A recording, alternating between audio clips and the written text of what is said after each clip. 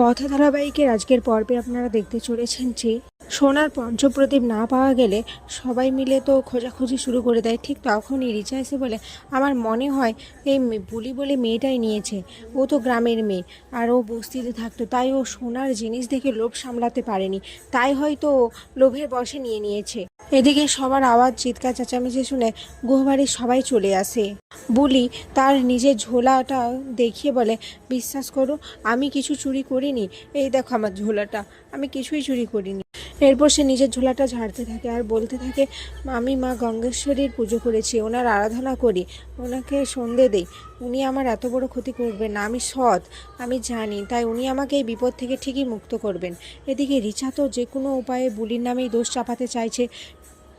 বুলি তখন প্রত্যয়কে বলে, দেখুন দারোগাবাবু, আমি কিছু করিনি, এটা আমার বিশ্বাস, আর এটা তো প্রমাণ হয়েই যাবে যে আমি কিছু করিনি। তখন কিন্তু আমি যদি ওনার নামে উল্টে নাম লিখাই আপনার কাছে, তাহলে আপনারা নেবেন তো? এদিকে রিচা তো বুলির উপর খুবই চোটপাট করতে থাকে, কারোর কথা শোনে না। সে বারবার বুলিকেই দোষারোপ করতে থাকে, বলতে থাকে ওই মেয়েটাই চুরি করেছে, ও হয়তো কোথাও লুকিয়ে রেখে দিয়েছে। এদিকে রিচা যখন এরপর এভাবে একের পর এক দোষ দিচ্ছে, বুলি আর চুপ করে থাকতে পারে না, সেও রিচাকে উল্টে কথা শোনাতে থাকে। এরপর রিচা খুব রেগে যেয়ে বুলির গায়ে হাত তুলতে থাকে। ঠিক তখনই এভি চলে আসে আর এসে বলে, কোনো প্রমাণ ছাড়া কারোর গায়ে এভাবে হাত তোলা যাবে না, আর কাউকে চোর বলা যাবে না।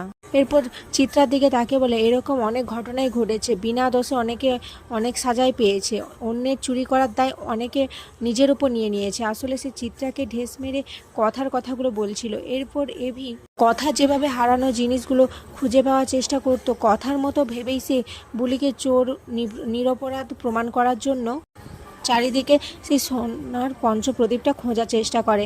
এরপরে সে বাড়ির বাইরে যেয়ে বাগানে খোঁজে আর সেখানে পেয়ে যায় পঞ্চপ্রদীপটা।